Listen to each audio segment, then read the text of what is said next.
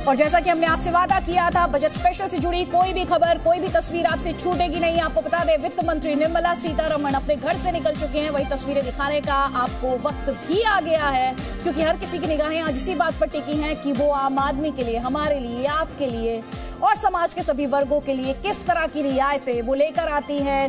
किस तरह की रियायतें आपके किचन के लिए देखने को मिलेंगी, आपकी जेब पर देखने को मिलेंगी। क्या स्टूडेंट्स के लिए किसी तरह के स्पेशल ऐलान किया जाएगा, वैक्सीनेशन को लेकर, वैक्सीन को लेकर। देखिए, और इस वक्त ये तस्वीरें, जिन तस्वीरों का जिक्र हम कर रहे थे, वित्त मंत्री अपने घर से निकली हैं।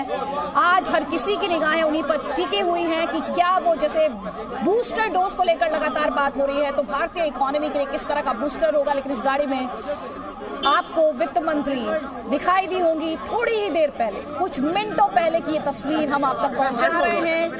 किस तरह का ये बजट होगा, भूले नहीं 5 राज्यों में चुनाव भी है, ये वो तस्वीर, भारत सरकार इस गाड़ी पर लिखा हुआ और वित्त मंत्री इसमें मौजूद है। निकल चुकी है अपने घर से। 11 बजे ये बजट पेश किया जाना है।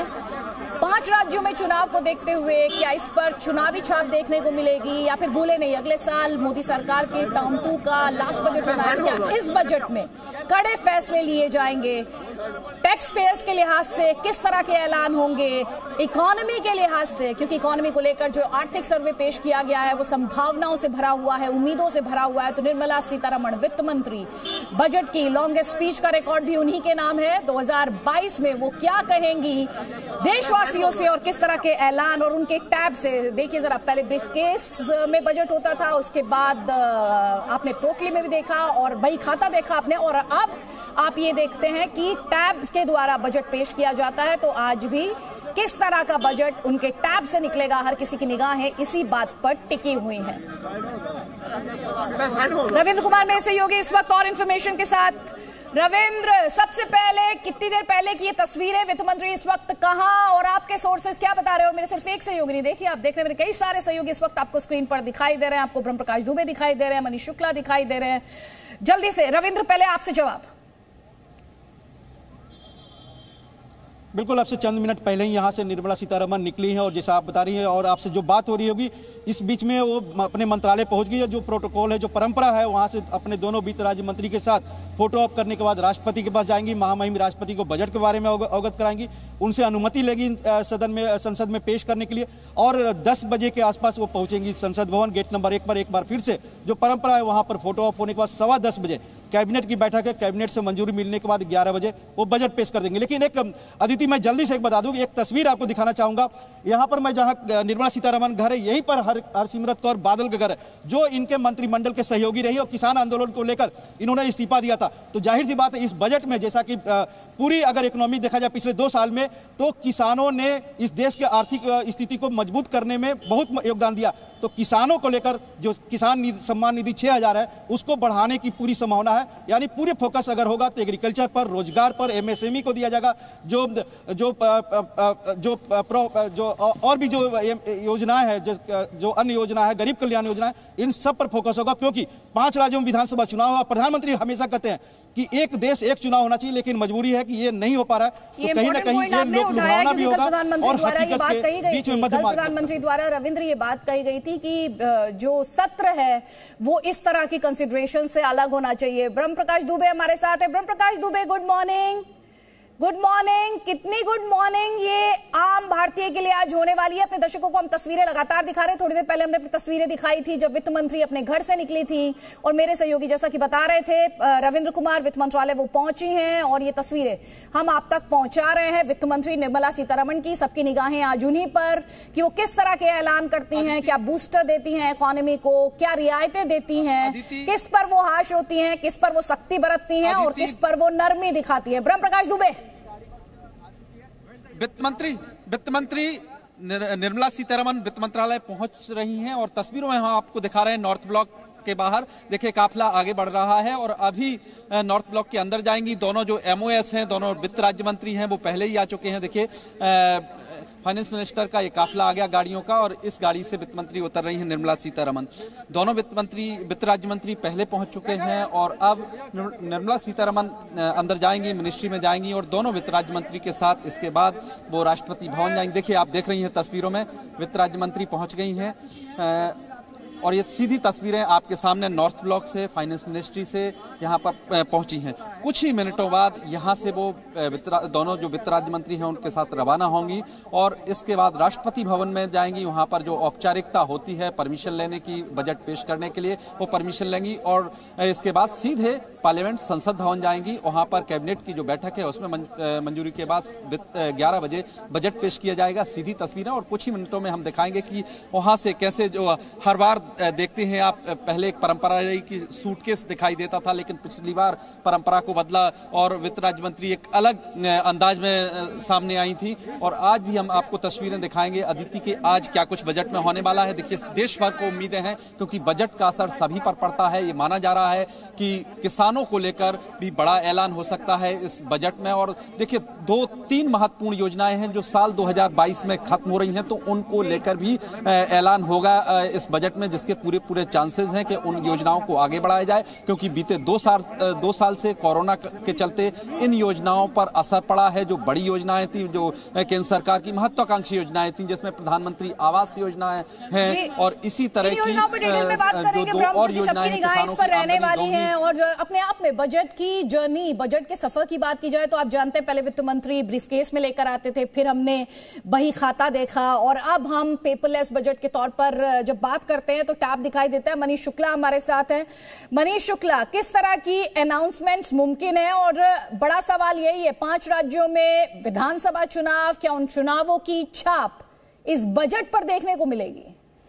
देखिए अदिति, आज का दिन निर्मला सीतारमण के लिए और देश के लिए काफ़ी इंपॉर्टेंट है। जो सबसे बड़ी बात है कि हम 2 साल से हमने देखा कि किस तरीके से कोरोना महामारी से पूरी दुनिया जूझी, भारत उसका बड़ा शिकार रहा और इसकी वजह से हमारी इकोनॉमी पर खासा असर पड़ा। कई जो गरीब लोग हैं उनके ऊपर असर पड़ा। कई छोटे जो सेक्टर्स थे, इंडस्ट्री थी, वो या तो बंद हो गई या फिर उनकी हालत काफ़ी ख़राब रही। तो ये एक उम्मीद का अपने दर्शकों को एक बार फिर से बता देते हैं। इस वक्त जो तस्वीरें, एक बार फिर से वो तस्वीरें स्क्रीन पर ले आए। थोड़ी देर पहले हमने आपको तस्वीर दिखाई थी जब निर्मला सीतारमण अपने घर से निकली थी वित्त मंत्री, और इस वक्त जो तस्वीर आप थोड़ी देर पहले देख रहे थे, अभी जो आप तस्वीरें देख रहे हैं लाइव तस्वीरें हैं। फाइनेंस मिनिस्ट्री से तस्वीरें हैं, वित्त मंत्रालय से तस्वीरें हैं जहां पर वित्त मंत्री निर्मला सीतारमण मौजूद हैं और एमओएस पंकज चौधरी और भगवत कराड़ भी मिनिस्ट्री में ही मौजूद है। और एक और तस्वीर जो भी आपने देखी जिसमें आपने वित्त मंत्री को देखा, वो तब की तस्वीर है जब वो वित्त मंत्रालय पहुंची थी और ऑफिस एंटर करते हुए उनकी ये तस्वीर हमने आपको दिखाई है। मनीष, देखिए ये वो तस्वीर जिसका मैं जिक्र कर रही हूँ। पहुंची है वित्त मंत्री, वित्त मंत्रालय, निर्मला सीतारमण। वहां पर वित्त मंत्रालय की बात करें तो एमओएस पंकज चौधरी और भगवत कराड़ वहीं पर मौजूद है मिनिस्ट्री में। मेरे भी कई सहयोगी लगातार हमारे साथ मौजूद हैं, पल पल की इंफॉर्मेशन और तस्वीर आप तक पहुंचा रहे हैं। मनीष शुक्ला, जल्दी से आप अपनी बात पूरी कर ले, जल्दी से। जी हाँ, बिल्कुल। देखिए निर्मला सीतारमण थोड़ी देर में जैसा कि राष्ट्रपति भवन निकलेंगे मंजूरी के लिए, लेकिन अगर हम बजट की बात करें तो ये साल उम्मीदों का साल है क्योंकि हमने देखा कुछ दिनों पहले तक अभी भी कई देश में कई राज्य हैं जहाँ पे ओमिक्रॉन या जो कोरोना का जो वेरिएंट्स है उसको लेकर के अभी केसेस आ रहे हैं, लेकिन लोग उम्मीद कर रहे हैं कि ये दौर अब निकलने वाला है और इकोनॉमी में बूम करने वाला है। आपने सर्वे देखा कल जिस तरीके से सरकार ने पेश किया कि 9.2 एक्सपेक्टेशंस है कि हमारा बजट जो हमारा जो इकोनॉमी है काफ़ी स्ट्रांग होगी और पूरी दुनिया भारत को देख रही है कि किस तरीके से ऐसे दौर में जब मंदी का माहौल छाया हुआ है भारतीय अर्थव्यवस्था कितना मजबूती से बाहर निकलती है। जाहिर तौर पर आपने बात किया, इलेक्शन का टाइम है, 5 राज्यों में इलेक्शन है, सरकार सभी को संतुष्ट करना चाहेगी, खासतौर पर किसानों को लेकर के कुछ स्कीम की बात है। लेकिन यहाँ पर जो गवर्नमेंट सेक्टर जुड़े लोग हैं, जो प्राइवेट सेक्टर जुड़े लोग हैं, उनको भी काफ़ी उम्मीदें हैं। जल्दी कमेंट एक नीलेश शुक्ला, कमेंट आपसे चाहती हूँ। Mumbai share market, commercial capital, वहां पर इस बजट को लेकर किस तरह की चर्चा, किस तरह की सुगबुगाहट और किस तरह की एक्सपेक्टेशंस? जल्दी। जी अदिति, आपको बताएं कि देश भर की तरह मुंबई शहर जो देश की आर्थिक राजधानी कही जाती है, वहां भी बजट को लेकर काफी ज्यादा उत्साह है। इस वक्त हम मौजूद हैं मुंबई के सबसे बिजी स्टेशनों में से एक, यानी कि छत्रपति शिवाजी महाराज इंटरनेशनल जो स्टेशन है, वहां से मौजूद है, जहां पर जो हजारों और लाखों की संख्या में जो ट्रैवलर्स हैं वो यहाँ से पास होते हैं। ऐसे में जो उनकी उम्मीदें हैं हम सीधा आपको उन्हीं से बात कर पहुंचाते हैं। सर, आपसे जानना चाहेंगे सबसे पहले, आज हमारा देश का बजट पेश होने वाला है, आप एक आम नागरिक हैं जो रोजाना ट्रेन में ट्रैवल करते हैं, आपकी क्या एक्सपेक्टेशन है इस बजट को लेकर? हमारे एक्सपेक्टेशन से तो बहुत है, लेकिन चाहते हैं कि कुछ उसमें पॉइंट बताएं। जैसे कि अभी प्लेटफॉर्म टिकट का प्राइस बहुत ज़्यादा है, उसका प्राइस बहुत कम किया जाए। और दूसरा जो है प्राइस जो है टिकट का नहीं बढ़ना चाहिए, गरीबों पर बहुत मार पड़ता है। इस देश में बेरोजगारी जो है बहुत बढ़ रहा है, और जो स्टूडेंट है उनको किफायती दाम पर टिकट दिया जाए, इक्वल टिकट को लेकर आप कह रहे हैं। सर, आपकी तरफ से जानना चाहेंगे, आप ट्रेन में ट्रैवल करते हैं, अन्य सुविधाएं लेते हैं रेलवे की तरफ से, सरकार की तरफ से, इस बजट को लेकर आपकी क्या उम्मीदें हैं? आपको लग रहा है कि इस बार कुछ खास होगा आम जनता के लिए? खास तो होना चाहिए, लेकिन यह तो घोषणा रेल मंत्री जी करेंगे ना। लेकिन हम लोग जैसे पूरा इंडिया में पॉपुलेशन जितना जिस हिसाब से है उस हिसाब से ट्रेनें नहीं है। मुंबई के तो इतना भीड़ ट्रेन है कि मानो ट्रेन की फ्रीक्वेंसी बढ़ाया जाए। और गर्मी के दिनों में बहुत भीड़ हो जाती है, पॉपुलेशन बहुत ज्यादा 125 करोड़ है, उस हिसाब से गाड़ी की फ्रीक्वेंसी बढ़ाया जाए, भाड़े गाड़ी की फ्रीक्वेंसी बढ़ाई जाए। प्लेटफॉर्म टिकट की बात यहाँ पर लोग कर रहे हैं, लोग अपने लिहाज से, अपने अपने हिसाब से अपनी जो जरूरतें हैं वो सबके सामने रख रहे हैं। अंकुर त्यागी हमारे साथ मुजफ्फरनगर से लगातार सुर्खियों में है, सबसे चर्चित सूबा उत्तर प्रदेश चुनाव, किसानों का मामला लगातार राकेश टिकैत का गढ़ वहां पर माना जाता है। अंकुर त्यागी, किसान क्या कह रहे हैं? वित्त मंत्री के टैब से उन्हें क्या चाहिए? अदिति, फिलहाल मैं उस गांव में हूं, सिसौली गांव में, जो खुद यहाँ पे इस पिछले 13 महीने में जो पूरा किसान आंदोलन चला उसका एक केंद्र रहा है, क्योंकि राकेश टिकैत भी इसी गांव से आते हैं और यहीं पर और भी किसान हैं। और चूंकि बजट की बात हो रही है, इलेक्शन यहां पर 10 तारीख को होने वाला है, उससे पहले किसानों की उम्मीदें क्या हैं? आपका शुभ नाम और बतौर किसान उम्मीदें क्या होंगी इस बजट से? मेरा नाम नितिन बालियान है। एज ए किसान मैं आपको बताऊं, हमें बजट से उम्मीद है कि कम से कम अगर ऋण माफ भी ना हो तो कम से कम किसान का जो ऋण है उसका ब्याज माफ होना चाहिए। अच्छा जी, ये ऋण का ब्याज लोन का ब्याज आप, हाँ, जो किसान। भाई साहब, आपकी क्या उम्मीदें हैं? ऋण माफ करे सरकार। अच्छा, हाँ, क्योंकि गुस्सा बहुत था 13 महीने में, हमने देखा था किसान आंदोलन को लेकर इस गांव में भी काफी राजनीति हुई है। नहीं, गुस्सा तो था नहीं, आंदोलन चला रहे थे, आंदोलन का तो मामला वैसे सिसौली में पहले से ही रहा। अच्छा, हाँ, तो अभी आज क्या चाहते हैं? कैसा ऐसा अनाउंसमेंट हो? सिर्फ ऋण ही का ब्याज माफ हो या कुछ और भी आप प्लान ऐसी चीज हैं जो मांग रहे हैं आप सरकार से? भाई, किसानों का ऋण ही माफ हो। अच्छा, तो किसानों का ऋण माफ हो, ये आप लगातार सुन रहे हैं। सिसौली गांव राकेश टिकैत का ये गांव माना जाता है। किसान आंदोलन में राकेश टिकैत की भूमिका, और भूले नहीं चुनाव भी है। शिवांग भी हमारे साथ है। शिवांग, आपके साथ जो लोग हैं, आप जहां पर खड़े हैं वहां पर लोगों की क्या एक्सपेक्टेशंस है वित्त मंत्री से?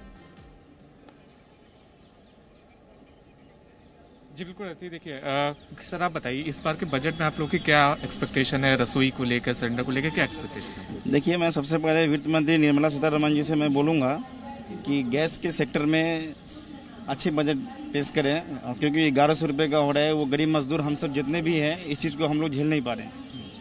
पहले के दौर में क्या था कि जो 500 रुपये का मिलता था तो आम जनता जो है रोड पे आ जाती थी और सरकार भी कुछ करती थी। और इस सरकार में जो है अभी कुछ कर नहीं पा रही है ये सरकार, क्योंकि आम जनता जब रोड पे निकलती है तो पुलिस डंडा चार्ज करती है। कितना चाहते हैं सिलेंडर का दाम? सिलेंडर का दाम जो है, जो पहले था, क्योंकि अब तो जो रेट एक बार बढ़ती है वो कमती नहीं है पूरी, तो 600-700 रुपये का बजट 800 रुपये तक बहुत ही ज़्यादा है, इससे ज्यादा नहीं, क्योंकि मजदूरी भी तो आती है 400-500 रुपये। वित्त मंत्री से एक्सपेक्टेशंस बहुत ज्यादा है। इन एक्सपेक्टेशंस को मैनेज करना, जाहिर मानिए, यकीन मानिए, इतना आसान काम नहीं है। लेकिन वित्त मंत्री किस तरह से इन एक्सपेक्टेशंस को बैलेंस करती है, चाहे वो किसानों के एक्सपेक्टेशंस हो, चाहे वो आम आदमी के एक्सपेक्टेशंस हो। मेरे कई सहयोगी लगातार साथ, हर तस्वीर इस वादे के साथ, पूरा विश्लेषण सरल भाषा में लगातार हर तस्वीर के साथ आपको भी रहना है जी न्यूज के साथ। Presenting B News app, available on Google Play and App Store. Download it now.